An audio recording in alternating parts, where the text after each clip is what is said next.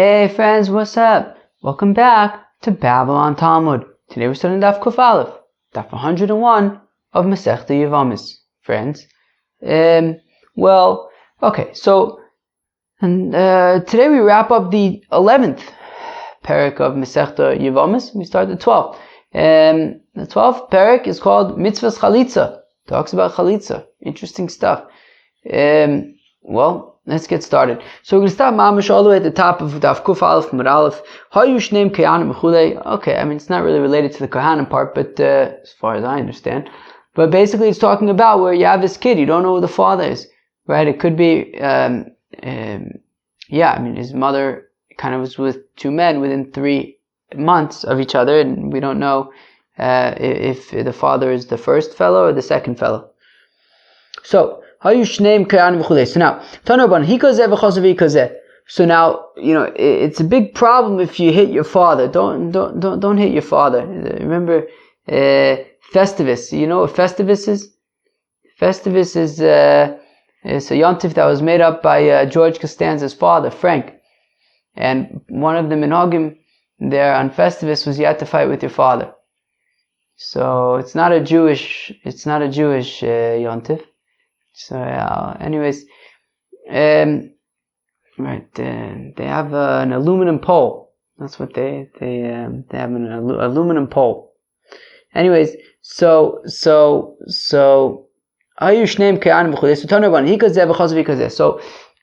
now if he hits, right, what did the Mishnah say?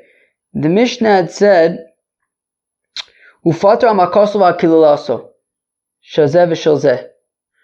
that, so the Mishnah had said, well, since he doesn't know who the father is, if he hits his father or he curses his father, so then he's going to be potter. He's not going to be chayiv misa. Now, the thing is, what if he hits both of them? So in Memele, he hit his father.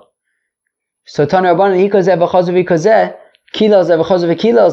so if he hit both of them, or if he cursed both of them, or if he cursed both of them at the same time, as opposed to one after the other,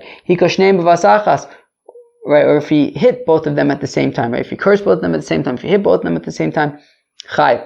Says the Tanaka, if you hit or curse both, right? If he hits or curses both of those parents, both of those fathers, so then whether it's one after the other, whether it's at the same time, he's going to be chayiv.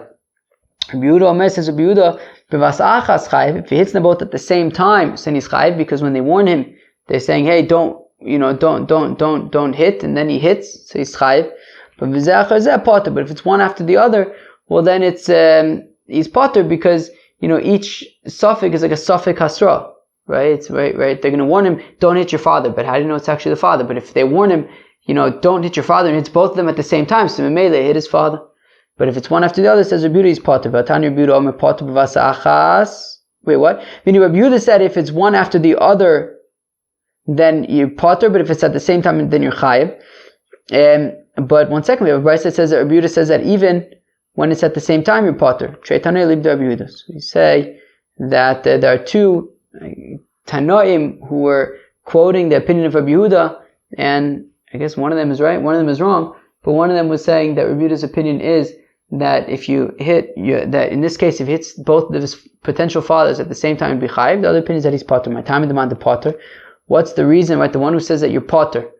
Why would you be potter? Memele, hit your father. You hit both of them. One of them is your father. So Amar B'chanina, Ne'emar bracha l'mata v'ne'emar bracha l'mayla. Well, it says bracha by cursing your father, right? Meaning it mentions cursing your father, and it also mentions in a different pasuk cursing the Eibishter. Ma'lamayla she'em b'shutfis, af l'mata she'em b'shutfis. And just like when you curse the Eibishter, obviously the Eibishter doesn't have any partners. The Eibishter, Hashem echad u'shmo echad. It's only one Eibishter. So then, also when it talks about cursing your father, it's talking about one father, not two potential fathers. And then we compare based on juxtaposition of hitting and cursing. So if by cursing, you'd be potter when there are two potential fathers, so the same goes for hitting. So now the Mishnah had said, and this yingol, this child can do service in the temple on either one of their mishmaros, right? So meaning if both of his potential fathers are mishmars, so are kohanim, so and they have different mishmaros, so he could serve in the temple with both mishmars, but he does not eat from the meat, because each mishmar will say, get out of here, prove that you're actually part of this mishmar.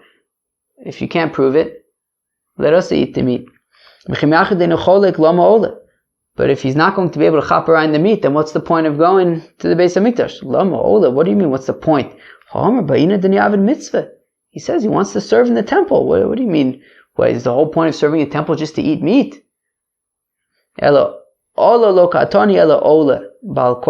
rather, the Gemara points out, wait, the Mishnah doesn't say Ola, that if he went, it means Ola, he goes, meaning even against his will, we compel him to go and do the service even though he cannot consume the meat. And the reason for that is that if he refrains from going, so then it might make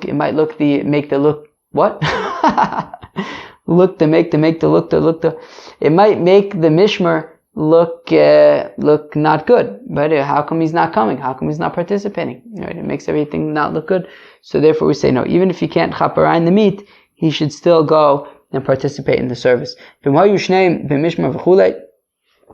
if both potential fathers were in the same mishmar, so then not only can he do the service, but he can even chop around the meat. But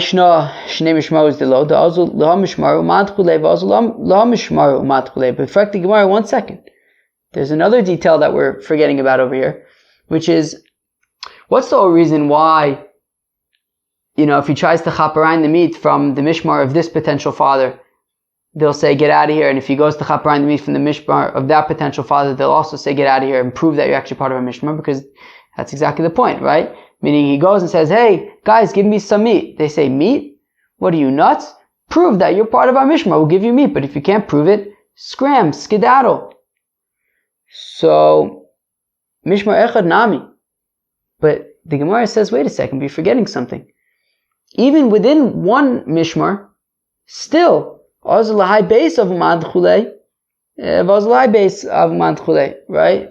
Even within the mishmar, of course, as we know, I think from Masechta Tainis, that every mishmar is divided into 6 batei avos, into 6 subcategories, and each different group would have a different day that they serve. So even if this fellow knows, right, meaning even both of his potential fathers were in the same mishmar, he still doesn't know which Beis Av he's part of, and therefore he'll say to the people, in the Beis Av of one potential father, like, hey, can I chop around a shtickle meat? And they'll say, get out of here, scram skedaddle, prove that you're part of our Beis Av.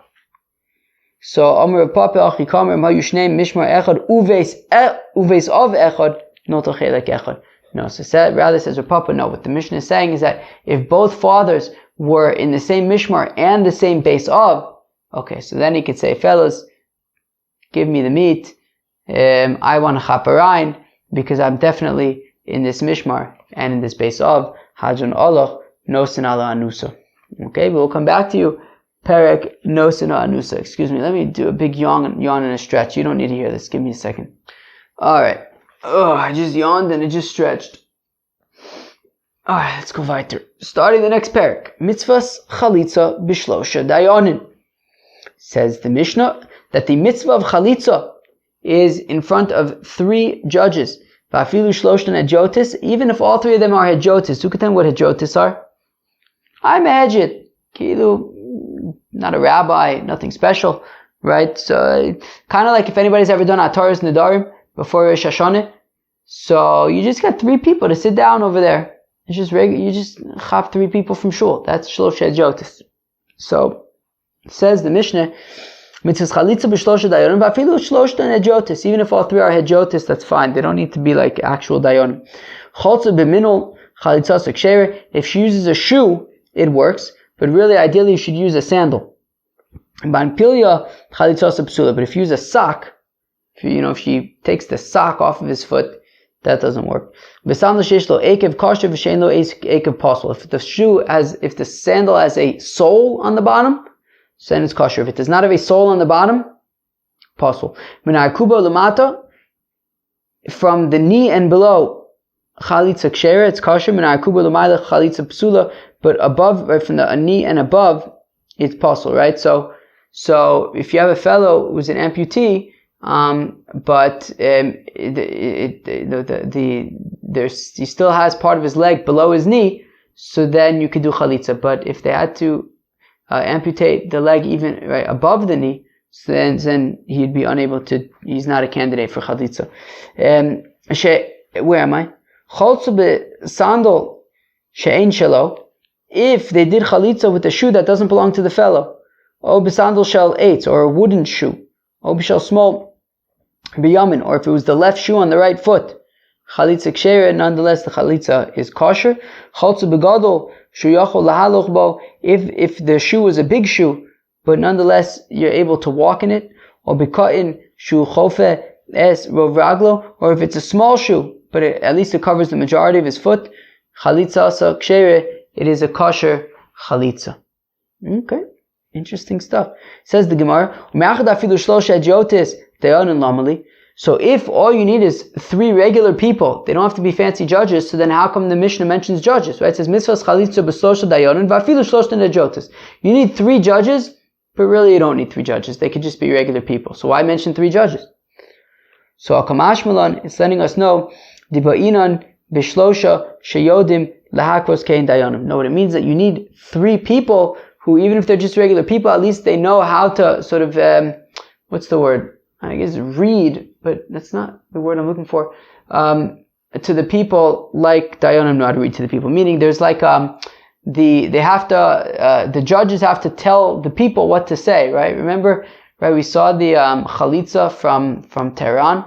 So over there, right? The rabbi says, say Beit Chalutz Anal, right? And then she repeated that. So like the judges have to sort of dictate or be able to read out to the participants the different things that they have to say. So that's what it means. So it doesn't mean that the 3 people have to be proper judges. They could just be hajotas, but they have to be able to sort of read out the things that the participants, that the woman and the man are going to have to recite. Fine. Tanina lahad Tanu Rabbanan, and our Mishnah is corroborating that which is taught in a Brisa, mitzvahs chalitza b'shlosha sheyodin lehakros kein dayodim, that the mitzvah of chalitza is with 3 judges, or really 3 hajotis, who know how to read out the things that need to be said, like judges do. Rabbi Yehuda omer b'chamisha. Rabbi Yehuda says, wait, it's not 3 judges, it's 5 judges.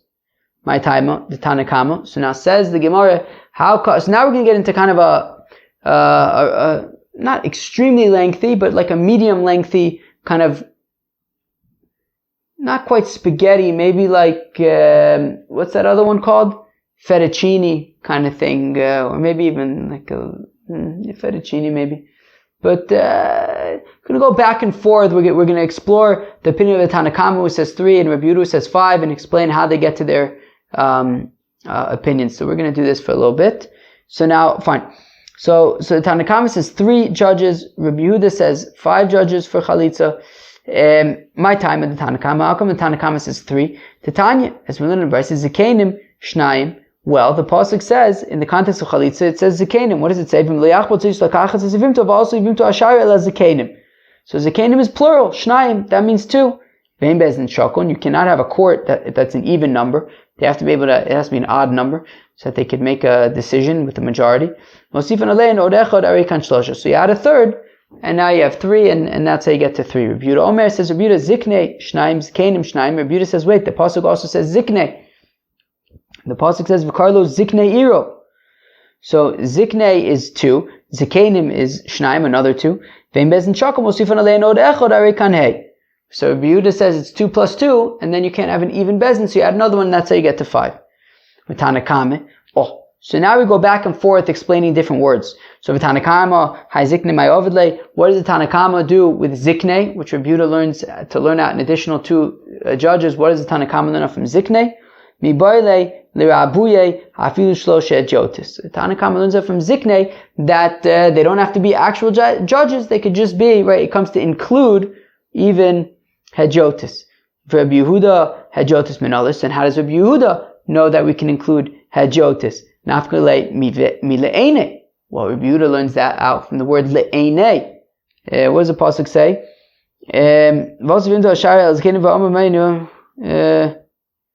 No.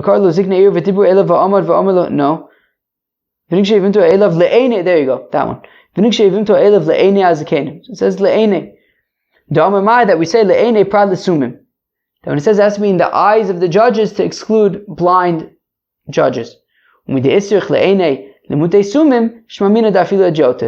the fact that we even have to say the judges can't be blind, we're talking about hajotis, regular people. Because if it enters, you might say that we need a Sanhedrin, then I wouldn't have to exclude blind people. Miditani Rav Yosef nafka. I already know that from Rav Yosef. The Tani Rav Yosef taught from a brayse,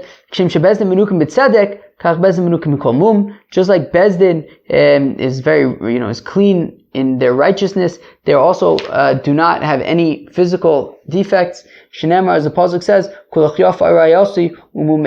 you are so beautiful, my beloved, and you do not have any blemishes. So, therefore, says Reb Yehuda, from the fact that the pasuk needs to say le'enei, to the eyes of the judges, and they cannot be blind, so memela we're talking about hajotis, because if it was Sanhedrin, obviously you can't be a part of the Sanhedrin if you're blind. So therefore, what Rabbi Yehuda learns out, so he learns out hajotis from le'enei. V'idach, ha'u le'enei ma'ovad. What does the Tanakama do with le'enei? Ha'u l'chidirave u'da asa. Well, it's like Rave. That the judges need to see the spit that comes out of the mouth of the Yevamos. As the pasuk says, to the eyes of the elders, and she will spit. So we learn that out from the Einei. They say, yeah, but shouldn't Rabbi Yehuda also need le'enei to teach that they have to see the spit? They say enachinami. Okay, very nice, enachinami. But then, how does Rabbi Yehuda know that you can even use judges who are ajotis? So nafka mi bi Yisrael. Okay, because the pasuk says bi Yisrael. It says from liach botzish lakach zivimto v'asu yivimto la'ashar l'zkein v'amo min yom l'hakav l'achiv shem bi Yisrael. So it says Yisrael called to any Yisrael, any yid can even be ajotis. V'idach. And so what does Tanakama do with Yisrael? That it's like Rav Shmuel, it's like what Rav Shmuel bar Yehuda taught.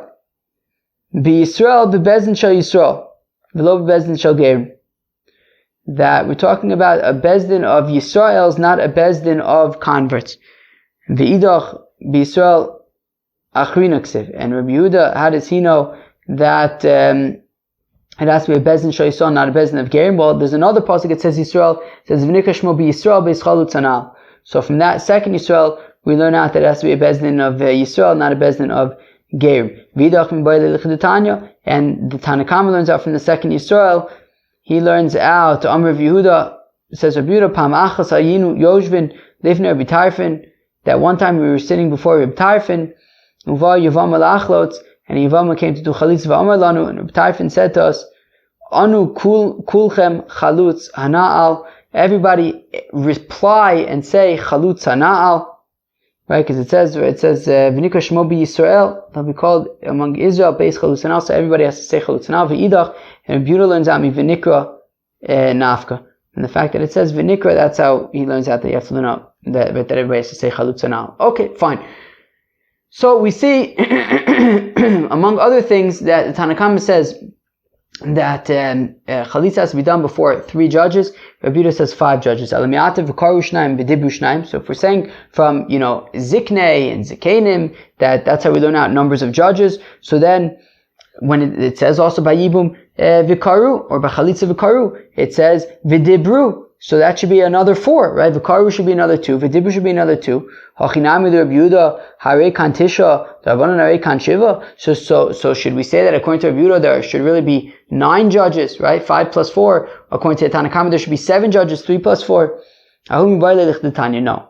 Vidibru and vikaru are needed for like the following brisa. Vikaru lo, when it says vikaru lo, that they will call out to him, hein v'lo shlucham, that they need to call out to the fellow. These judges have to summon the fellow, not their messengers. V'dibru elav, and they'll speak to him. That they give him proper advice. That that if he was very young, right? If this Yavam was very young and she was very old, she was much older than him. Huzakin v'yalda, or if he was much older than her. Omrim lo, they say to him, Malacha eitzel yalda, Malacha eitzel zakena. Why, why are you going to do yibum with a young girl, or do yibum with a woman who's much older than you? Right? Better that you should, marry somebody who's closer in age, and you guys will get along better. So they give him that advice if there is a large sort of age gap between them. Rav Nachman says, Rav in the name of Nachman. That the halacha is chalitza b'shlosha. That the halacha is that chalitza is with 3 judges. V'sasam lon Tanaka Basis. So it says Rav in the name of Nachman that the halacha is that the chalitza, as we've been saying, is done in front of 3 judges. V'sasam lon Tanaka Basis. Since our Mishnah, we have a stam Mishnah. Right? Meaning we saw it's machlokas of Rabbi Yehuda and the Tanakama. Tanakama says 3 judges, Rabbi Yehuda says 5 judges. But our Mishnah though says mitzvahs chalitza b'shlosha. It says stam Mishnah, it says 3. Fine. Amalei Rav Nachman. Rav says to Rav Nachman, wait a second. If that's the case, Meyun Nami. I should also say Meyun. Right? Who can tell me what Meyun is? Meyun is when you have a daughter, right, a ketana who was married off by her mother or her brother. She could just walk out of the marriage. So, if that's the case, Meyun should need to be done with 3. The Tananas, we learned in the Mishnah in Sanhedrin, the first Mishnah in Sanhedrin. HaMeyun v'achalitza b'shlosha. That Meyun and Chalitza are both done with 3 judges. And if you're going to say, yeah, okay, I'm cool with that. Meyun is with 3, that's fine. We learned in the Brisa, Meyun. Then when it comes to Meyun, B'Shamei Om Bezdin Mumchin. So Beis Shammai says you need a Bezdin of Mumchin, of judges that have smicha. Beis Hillel says, look, it could be a bezdin of mumchin or not mumchin. But both Beis Shammai and Beis Hillel agree that you need 3 judges. Rabbi Yossi, Rabbi Yehuda, Rabbi Elazar, Rabbi Yossi, machshirin b'shnayim. But Rabbi Yossi, Rabbi Yehuda, and Rabbi Elazar, Rabbi Yossi say that all you need is 2 judges by Meyun. Rav Yosef, by Manyomi Omer of Nachman, halacha kol sazuk, that the halacha is like Rabbi Yossi, Rabbi Yehuda, and Rabbi Elazar, Rabbi Yossi, that all you need is 2 judges for Meyun.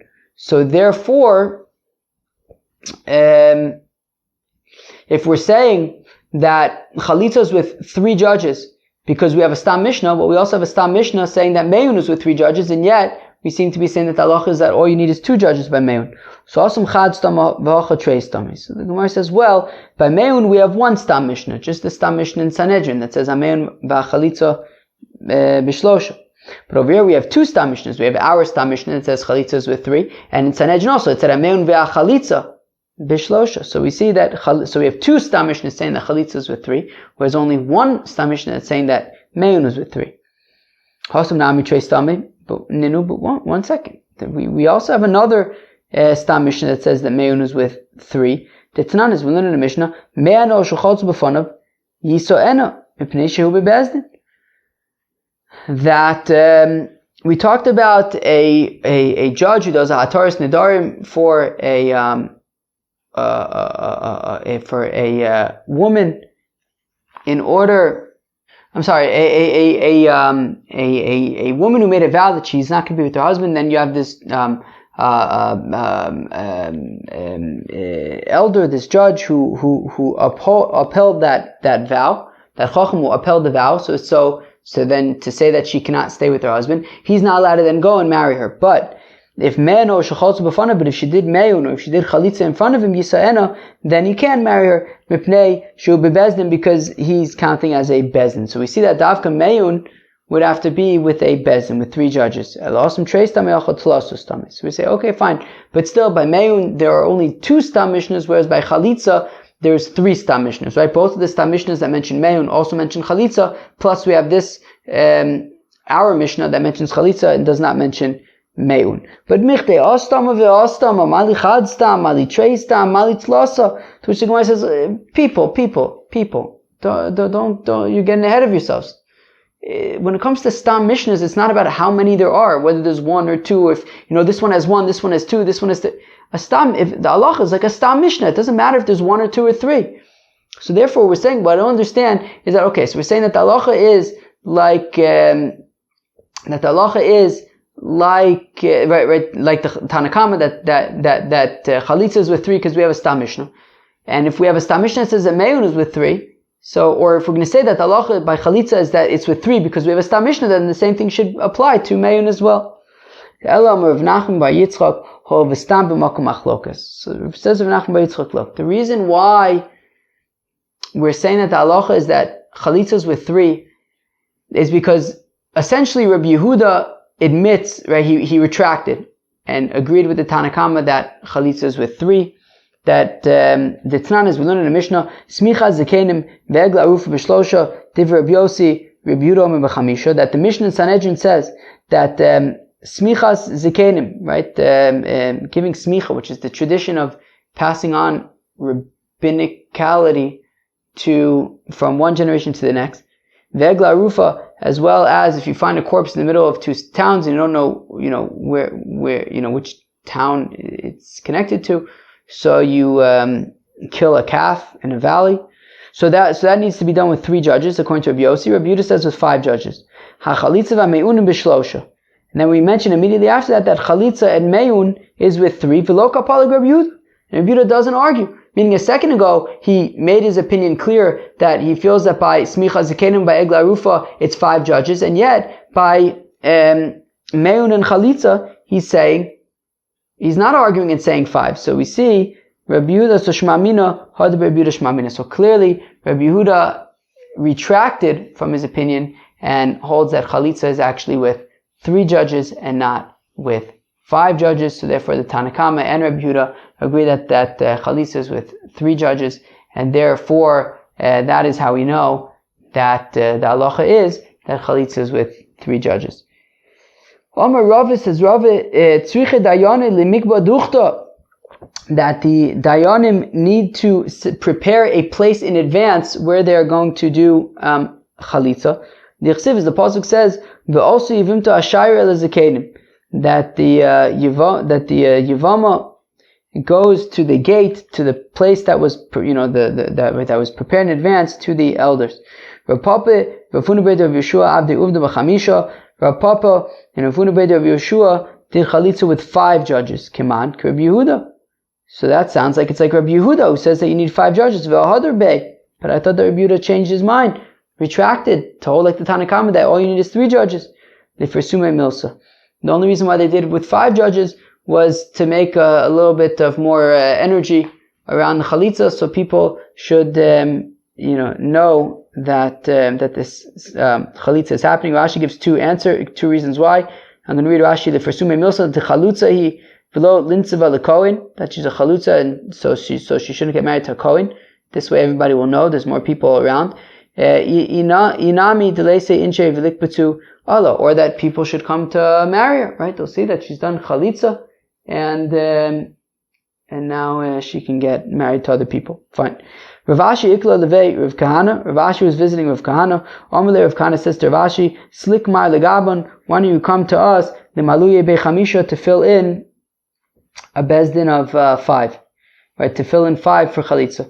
Rav Kahana says Rav Kahana, Havakoimno kamid Rav Yehuda, that Rav Kahana says he was before Rav Yehuda, Amalei, and he said to me, Ta'asak l'zerz dekane, why don't you come sit on this bundle of reeds, Tztarufe bechamisha, to join us to be five people by a Chalitza. Amrulo, they said to him, Lomali chamisha, why do I need five? Amrulo, he said to them, Kiechi tilifar semilsa, so that it will be more publicized. Rav Shmuel bar Yehuda, Havakoi kamid Rav Yehuda. Rav Shmuel bar Yehuda was before Rav Yehuda, Amarle, and he said, Rav Yehuda says to him, Sakta l'zerza dekani l'tztarufi bechamisha, why don't you come join us to make five people for a Chalitza, the Fersume Milsa, so that it'll be more publicized. Amarle, and Rav Shmuel bar Yehuda says to him, Tanina b'Yisrael b'bezdin Yisrael v'lo b'bezdin shalgerim, but we learn in a Mishnah that Chalitza should be done with a bezdin, before a bezdin of Yisrael, not in front of a bezdin of converts, v'ano ger ano, and says Rav Shmuel bar Yehuda, I am a convert. Rav Yehuda says, Rav Yehuda, Shmuel bar Yehuda, mafikna mamona apume. Says Rav Yehuda that, wow, people so honest like Rav Shmuel Bar Yehuda, you can even extract money from somebody based on his testimony alone. What do you mean you can use his testimony alone to extract money from somebody? No, what it means that if he comes and says that, look, a certain document, a certain star has already been paid, so then we could trust him and say that it's no longer usable. Even if somebody produces a document, but somebody like Rav Shmuel Bar Yehuda would say, no, but I know that debt has already been paid back. We would take his opinion over that of the document. All right. Well, friends, that was Daf Kufal Masechta Yevamos. We finished up the 11th parak. We started the 12th parak of Mitzvahs Chalitza, and we mentioned that it's done in front of. We saw machlokas between Tanaka and Rabbi Yehuda about if it's performed before 3 judges or 5 judges. Ultimately, we saw that Rabbi Yehuda retracted his statement to say that it's performed in front to agree with Tanakama, it's performed in front of 3 judges. Those judges do not need to be expert judges; they could just be kind of regular judges. All right, friends. Well, that was Daf Kufal from Masechta Yevamos. So hope you enjoyed it. Peace out.